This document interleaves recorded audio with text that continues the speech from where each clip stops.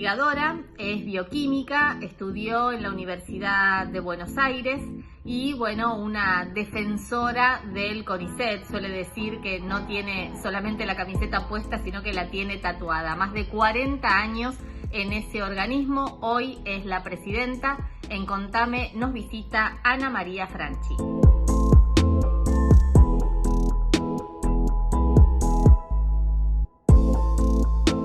Ana María, ¿cómo estás?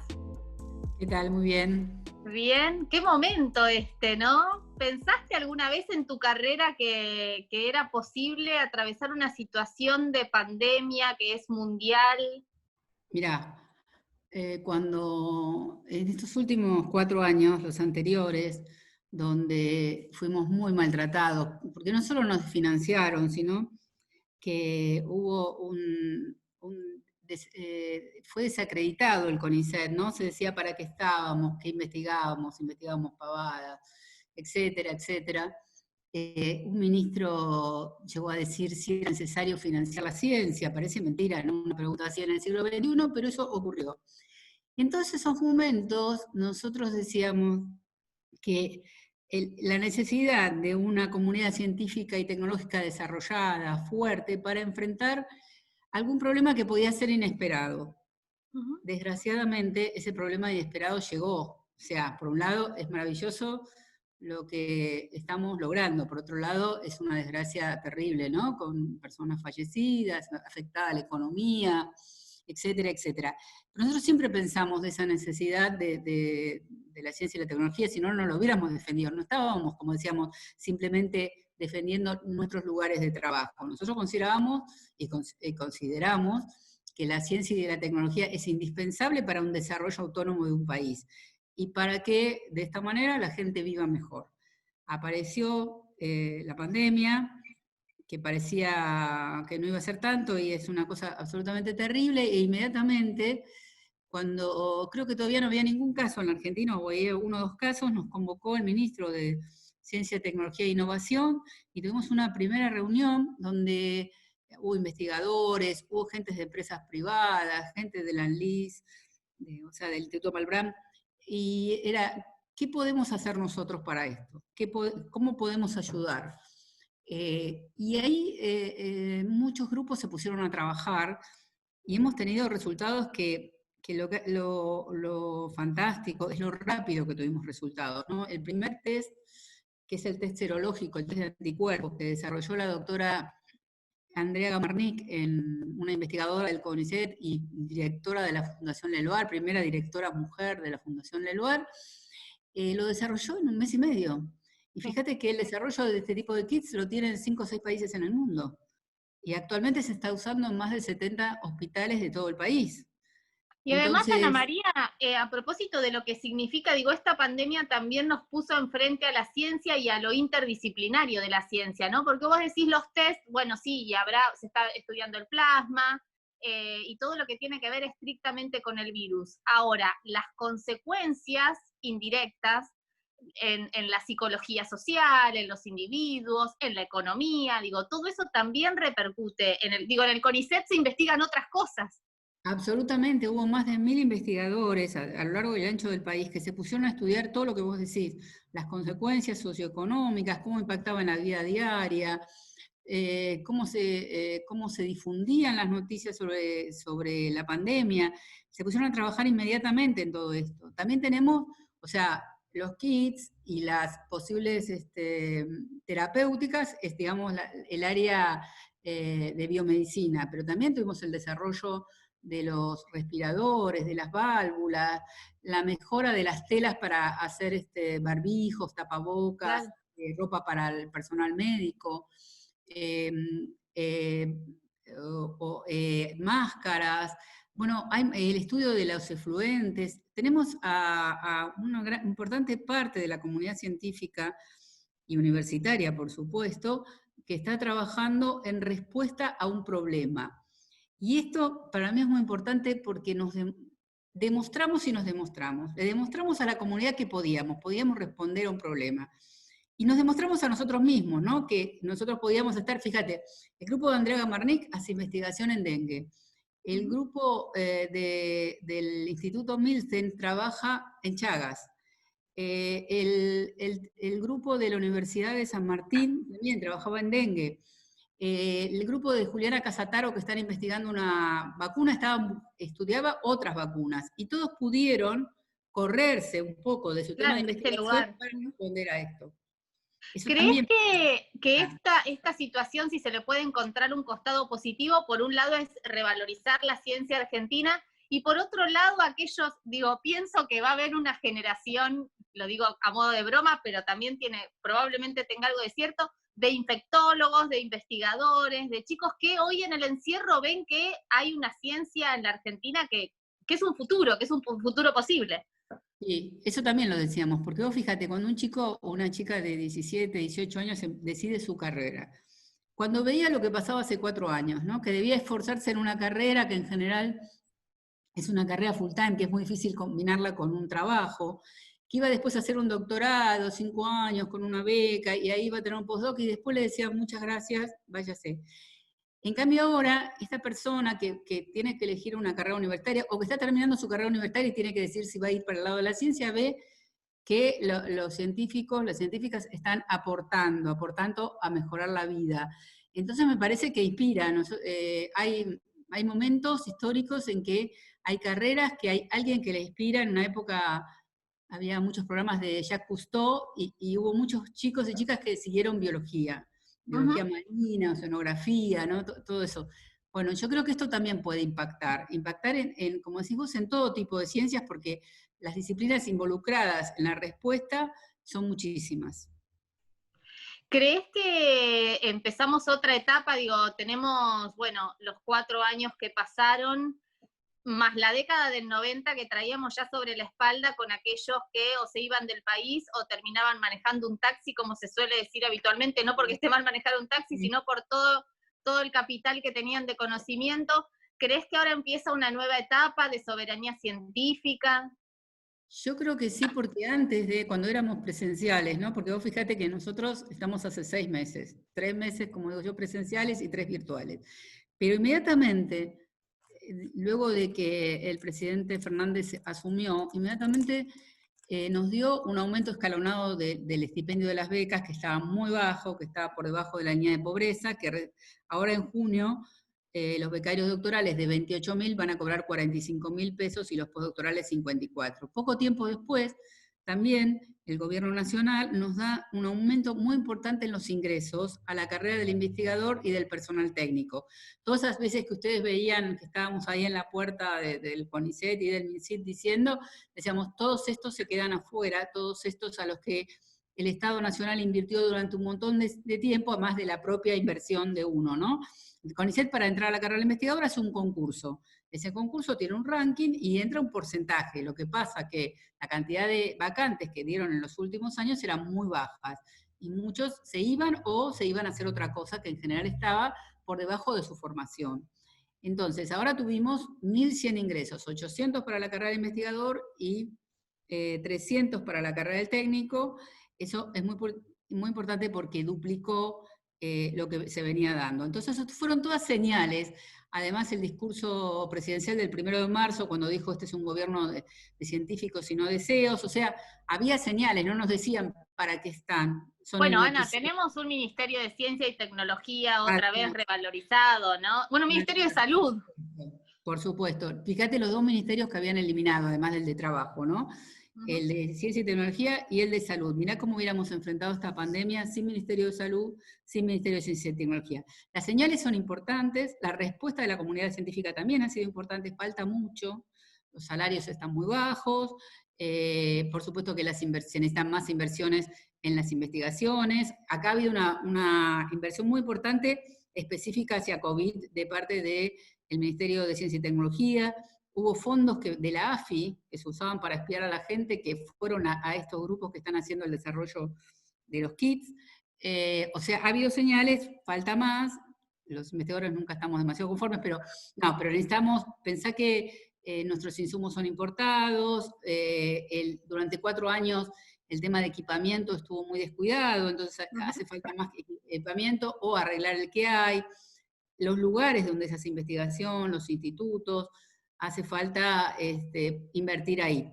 Pero las señales son buenas, y eso es lo que a nosotros nos dice, estamos en un buen camino. ¿Cuánta gente trabaja en el CONICET? No me refiero a trabajar en sentido de relación de dependencia, sino investigadores o que están haciendo doctorado. En total tenemos como 25.000 personas, entre investigadores, que serán cerca de 12.000 becarios, becarias, tenemos 3.000 y pico del personal técnico de apoyo, y además, no me acuerdo bien si son 1.200, 1.500 administrativos. Y somos, después de las Fuerzas Armadas, la segunda institución en la administración pública, en cantidad de personas, ¿no? ¿Crees que es necesario exteriorizar lo que se está haciendo? Porque, bueno, uno empieza a indagar, digo, sobre todo con el tema del COVID, por ejemplo, vi que había veterinarios que estaban trabajando el contagio entre los animales, por ejemplo. Digo, me parece un montón de cuestiones que son muy relevantes por las mascotas, pero también por el consumo, digo, por un montón de cuestiones vinculadas, que pareciera que no se difunden o que ahí nos falta algo, ¿no? Sí, puede ser. Lo que pasa es que la difusión es un tema complejo, ¿no? Porque hay cosas que están en investigación y a veces se exageran cuando se difunde y crean una expectativa en la población que es Claro. lógica, ¿no? Porque estamos ante una pandemia desconocida, no sabemos cuándo va a terminar, cómo se cura, cuántos van a resultar contagiados o no. Entonces a veces hay titulares que a mí me asustan, porque Claro. una cosa es algo que esté en proceso de investigación. La investigación es un proceso largo, esforzado y que exige controles, un montón de cosas más. Entonces a veces te dicen, ¿está la vacuna? No, la vacuna no está. Y la gente le dice, parece que soy mala, que digo que no está. No, no está. Y la OMS habla de un año, etcétera. El otro día salió de un grupo que es excelente, de la doctora Casataro, en la Universidad de San Martín, estábamos en fase preclínica, o sea, vos lees el titular y dicen, bueno, mañana tengo la vacuna. Claro. Y desgraciadamente no. Y aparte no es lo que dice la investigadora, porque cuando lees la nota te dice, estamos trabajando así, quizá a fin de año podamos entrar en una fase. Pero bueno, eso hace que la gente te dice, te digo porque te lo dicen todos, ¿cuándo está esto? ¿Y esto sirve? Sí, pero vamos a ver. Bueno, pasa ahora con el plasma, ¿no? Que hay como una expectativa probablemente sobredimensionada. Exactamente, vos fíjate que el plasma que se está usando empíricamente, muchas cosas están usando empíricamente porque esto es un desafío permanente. El plasma, todavía no hay ningún estudio que diga que realmente cura. Se están haciendo estudios, tanto en la Argentina como en distintos lugares del mundo, pero no tenemos la diferencia entre quién trató con plasma, quién no trató, en qué momento, etcétera. Pero la gente desespera por el plasma, porque les parece que es la panacea. Entonces eso, hay cosas que hay que manejarlas con cuidado. Por eso, a lo mejor, muchas de las cosas que vos preguntas sí se están investigando, pero están a mitad de camino. Fíjate que la agencia del MinSit financió 64 proyectos y luego 8 más junto con la Fundación Bungemor. El COFECIT, que es el Consejo Federal de Ciencia y Tecnología, otros 130 y pico de proyectos. Y ahora se están concursando proyectos relacionados sobre todo a las ciencias sociales. Todos esos proyectos están en camino. Hay proyectos que son fantásticos, pero no podemos decir que eso está resuelto. ¿Qué pasa con el interior del país? Ana, hay investigadores que están trabajando, bueno, uno, digo, por referencia tiene idea que hay en Córdoba, digo, pero ¿estamos federalizando la ciencia también?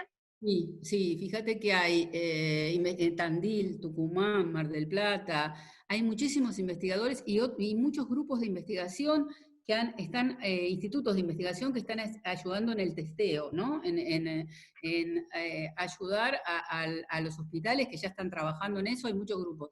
Pero sí, fíjate que sobre todo la convocatoria del COFECIT es prácticamente los 130 proyectos, salvo 3 o 4, son todos en el interior del país. Y el de los 64 proyectos, quizá la mitad también son en el interior del país. Hay muchísimos grupos trabajando, Puerto Madryn, Ushuaia, hay muchos, Bariloche, Mendoza, hay muchísimos. Ana, presidís la red de género, ciencia y tecnología. Sí. Bueno, contanos de qué se trata esto. Bueno, hay muchas mujeres investigadoras también. Sí, nosotros hace muchos años, tantos como que vos estarías ni en la salita rosa, en el año 95. No te creas. Bueno, en el año 95 junto con Diana Mafía y Silvia Cochen, Diana docente de la Facultad de Filosofía y Letras, y Silvia, que es neuróloga, investigadora del CONICET, comenzamos a ver el tema de género en la ciencia y la tecnología. En una época que no estaba de moda el tema de género, era difícil llevarlo adelante, y empezamos a estudiar qué le pasaba a las mujeres en los organismos de ciencia y tecnología. En ese momento seríamos un 40% de mujeres, ahora somos un 53% de mujeres en el CONICET, y Ah, muy bien. 60% de becarias. Pero Ajá. fíjate que a pesar del paso del tiempo y de la cantidad de mujeres que hay, si miramos los institutos de CONICET, solo el 25% están dirigidos por mujeres. Y las mujeres están en las categorías más bajas. En las dos más altas hay muy pocas mujeres, que es lo mismo que pasa en las universidades nacionales. En las universidades nacionales, 60% de estudiantes, mujeres, 64% de graduadas, casi 60% de docentes. ¿Sabes Pero la cuántas mujeres conducción, hay? Solo el 12% de todas claro. las universidades están dirigidas por El mujeres. famoso techo de cristal, ¿no? Exactamente, el famoso techo de cristal. Entonces nosotros comenzamos un poco a primero mostrar la situación, porque cuando vos ibas en esos momentos, en los años 90, le decías a un investigador o a una investigadora, mirá, el tema de género, te decía, mirá, si yo tengo tal categoría, gana igual que el otro. Así que acá no hay ningún problema. Había una negación total del problema. Cuando Claro. empezamos a mostrar esos famosos gráficos en tijera, ¿no? Que las mujeres se acumulaban en las categorías más bajas e iban desapareciendo las más altas, aún en las disciplinas más feminizadas, bueno, ahí empezó un poco a pegar el tema, pero por supuesto que lo que más ha hecho progresar el tema es el avance del movimiento feminista, ¿no es cierto? Y ahora lo que se ve es que muchísimas mujeres, especialmente las más jóvenes, demandan qué está pasando, qué nos pasa, nos invitan a charlas, etcétera, para ver qué está pasando, empiezan a mirar qué pasa en sus instituciones. Claro. A nivel mundial hay cosas muy interesantes, ¿no? Las mujeres son menos financiadas, son menos citadas en los trabajos. Además hay también la historia del acoso, también existe en las nobles instituciones de ciencia y tecnología. Entonces todo esto que ha explotado, afortunadamente, las jóvenes empiezan a preguntar, ¿cómo? Yo veo que acá hay muchas mujeres, pero los jefes son varones. Bueno, todas esas cosas, ¿qué pasa? Sobre todo en algunas disciplinas donde es más difícil el progreso de la mujer, que son especialmente las ingenierías, la Claro. informática. Ahí es mucho más complicado que las mujeres, ahí entran pocas por empezar, hay lo que se llama un pasillo estrecho. Solo hay un 24% de estudiantes en las facultades de ingeniería. Entonces, Claro. y después se reduce aún más en los ambientes laborales, ¿no? Entonces ahí hay, y ni hablar de la parte de informática.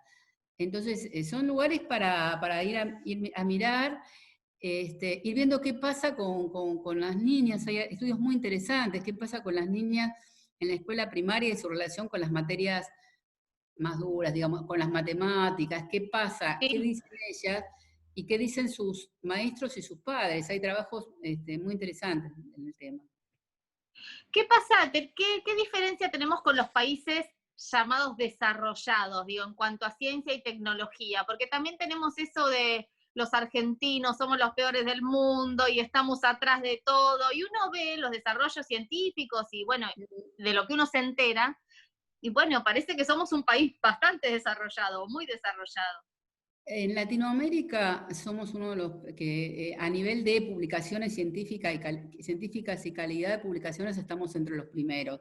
Si miramos instituciones de ciencia y tecnología, el CONICET es el primero. Si contamos también las universidades, es el segundo respecto el primero es la Universidad de San Pablo. O sea, en América Latina estamos muy bien. Nuestros graduados, esos que dejamos escapar durante todos estos años, son recibidos con los brazos abiertos en todos los lugares de trabajo del mundo. Así que la formación es muy buena.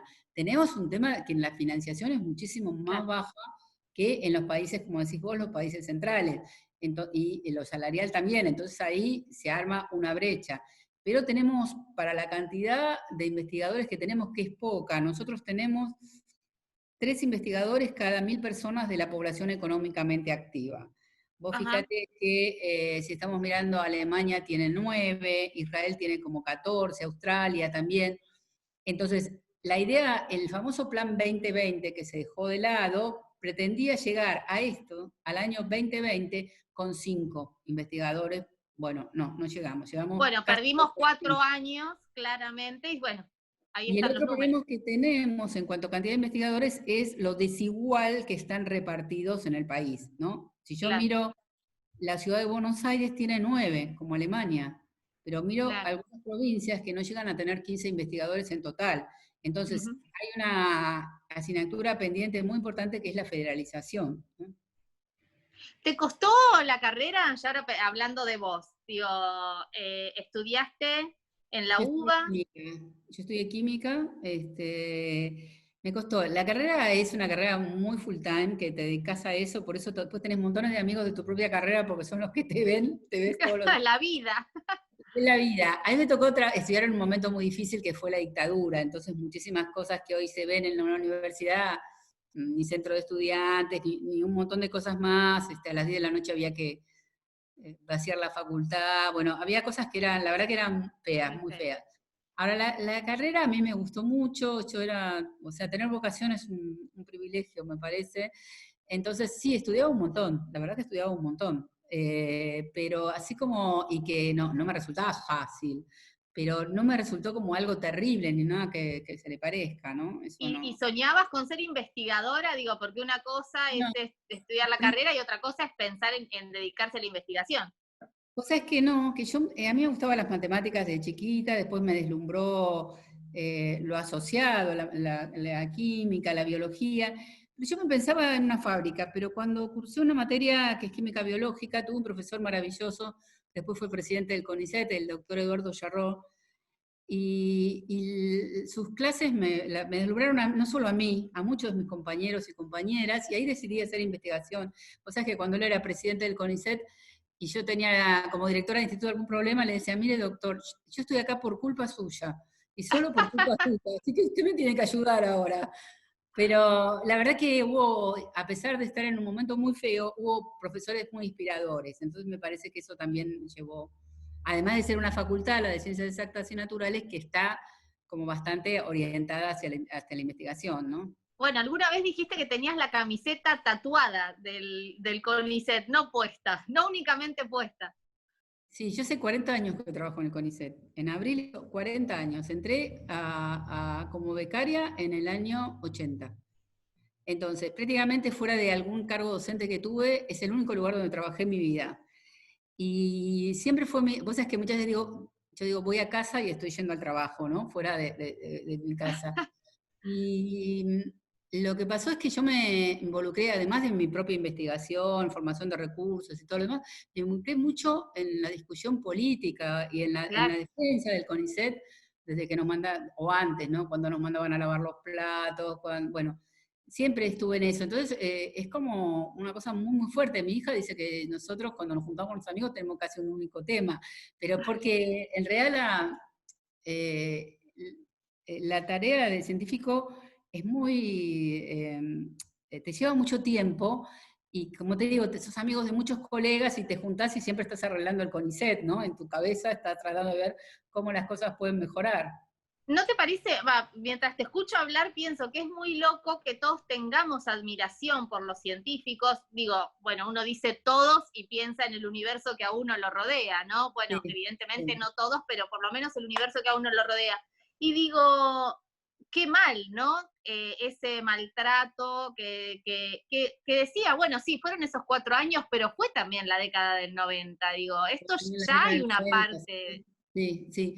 Lo que nosotros siempre tuvimos es la población siempre nos defendió, ¿no? Cuando estábamos ahí en la puerta en el polo, pasaban los autos, nos bocinaban. Me acuerdo cuando estuvimos la famosa toma del ministerio, que vino una señora y trajo era cerca de Navidad, terminamos el 23 de diciembre, una señora que trajo un pan dulce o sea, había una cosa Sí. en la población yo creo que tenemos buena prensa. Hubo una cosa que fue absolutamente dirigida desde un lugar del gobierno nacional.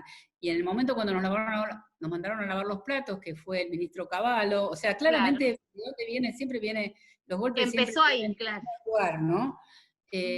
Donde yo creo que la gente, los gobiernos que tienen un proyecto de país de una economía primaria para exportar cereales y carne, yo entiendo, no hace falta que haya Hasta comunidad. los incomoda Sí, probablemente, lo ¿no? demás se compra, ¿no? Yo Claro. vendo esto y lo otro se compra. Entonces, no nos necesitan, somos casi un lujo, como dicen ellos, no es una inversión, sino un gasto. Ahora, también es muy loco el sector privado, ¿no? Porque el sector privado se nutre del CONICET, de los investigadores, y sin embargo no se pone la camiseta del CONICET, o por lo No, menos uno no lo nota. no, hay bajísima inversión del sector privado en ciencia y tecnología. Pero también es cierto que hay que decir algo, ¿no? Los grandes desarrollos científicos en todo el mundo los desarrolló el Estado. Porque no sé, una leyenda urbana que dicen, no, en Estados Unidos, lo privado, sí, el privado apoya, pero si vos mirás, muchísimos desarrollos se hicieron por aporte de la NASA, de las Fuerzas Armadas, entonces hay una inversión privada muy fuerte, sobre todo en el inicio de todos los desarrollos, que después, por supuesto, están las grandes, por ejemplo, compañías farmacéuticas que desarrollan tal o cual medicamento, pero es el Estado en general que tiene el apoyo más fuerte, sobre todo cuando la investigación todavía no se sabe si va a llegar a buen rumbo o no. Entonces, eso es necesario. Igual, por supuesto que necesitamos de la inversión privada porque se nutre de nuestros graduados, se nutre de muchos otros adelantos que se hacen en el Estado, ¿no? En todas las instituciones de ciencia y tecnología y en las universidades. Ana María, tenemos que cerrar, seguiría hablando una hora más o dos. Y siempre, bueno, cuando estamos cerrando, hacemos la última pregunta, que es un proyecto, una ilusión, una expectativa que tengas personal o profesional. Personal ser abuela, pero bueno, no, profesional, a mí me gustaría irme cuando me vaya de la presidencia del CONICET, teniendo una comunidad científica fuerte, bien financiada, con buenos salarios, pero además que esté en función del desarrollo de nuestro país. El desarrollo de nuestro país que eso implica un desarrollo armónico, un desarrollo federal, un desarrollo que le llegue a todas las personas de nuestro país. Y por supuesto, un desarrollo equitativo desde el punto de vista de género, ¿no? Ana, muchísimas gracias por este contacto con el canal de la Universidad Nacional de La Plata. Para nosotros es muy importante el vínculo con el sector público, obviamente, con el Estado, como vos decías, porque somos parte del Estado, y bueno, y nuestro reconocimiento inmenso a todos los investigadores a través tuyo. Bueno, muchísimas gracias. Nos reencontramos, un abrazo enorme. Pero... Le agradecemos muchísimo a Ana María Franchi, la directora del CONICET, por haber estado con nosotros aquí en Contame, en el canal de la Universidad Nacional de La Plata, y nos volvemos a encontrar, como lo hacemos habitualmente, todos los miércoles a las 6 de la tarde. Hasta luego.